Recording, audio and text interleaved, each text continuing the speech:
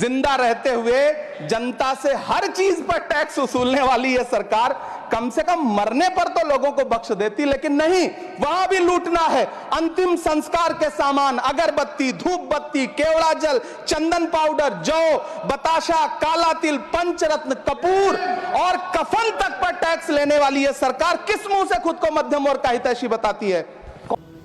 आप तमाम लोग जानते हैं कि देश में बजट सेशन अभी जारी है। संसद भवन के अंदर नेता अपनी अपनी बात रख रहे हैं। ऐसे में मशहूर शायर और कांग्रेस के सांसद इमरान प्रतापगढ़ी ने राज्यसभा के अंदर जम करके दहाड़ लगाई। उन्होंने जिस तरीके से कहा जा सकता है कि टैक्स को लेकर के बात की, वो आप तमाम लोगों को जाननी चाहिए। इस देश में किस तरीके से कफन से लेकर के जो इंसान के मृत्यु के बाद जो चीजें जरूरत की है, उन तमाम चीजों पर जो टैक्स लगाई गई है, उसका जिक्र इमरान प्रतापगढ़ी ने कहा। जिंदा लोगों को तो छोड़िए, मरने के बाद भी इंसान को यहाँ की हुकूमत नहीं छोड़ती है। ये काफी चिंताजनक बात है। क्या कुछ इमरान प्रतापगढ़ी ने राज्यसभा के अंदर कहा है, सबसे पहले आप इस वीडियो को देखिए।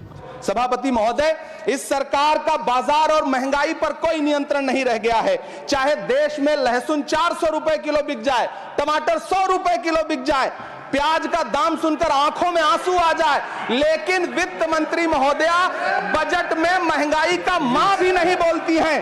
बच्चों की किताब और पेंसिल तक पर टैक्स लगाने वाले सरकार से मैं पूछना चाहता हूं कि आप मध्यम वर्ग का हितैषी बताते हैं खुद को, तो शर्म नहीं आती है? खुद को धार्मिक कहने वाली सरकार भगवान श्री कृष्ण के प्रिय खाद्य पदार्थों, दही और मक्खन तक पर जीएसटी लगाती है और बात करती है मध्यम वर्ग की हिमायती होने की।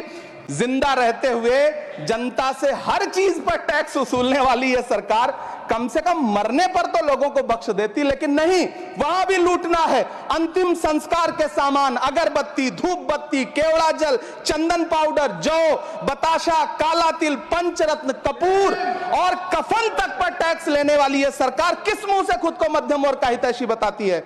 कौन सी संतुष्टि, किसकी संतुष्टि?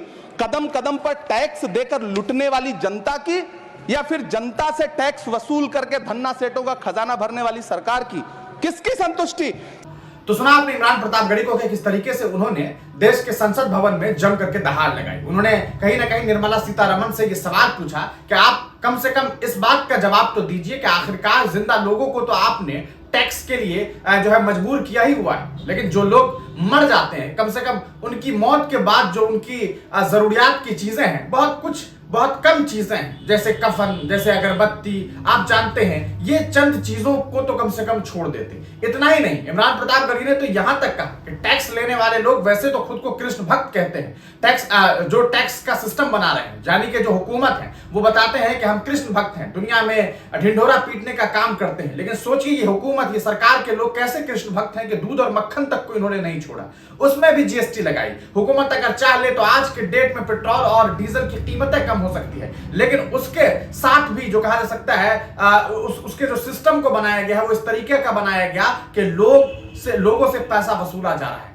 इमरान प्रतापगढ़ी ने बहुत सारे पहलुओं पर जिक्र किया है। आप इस पूरे मामले को किस तरीके से देखते हैं, अपनी राय कमेंट सेक्शन में जरूर दीजिएगा।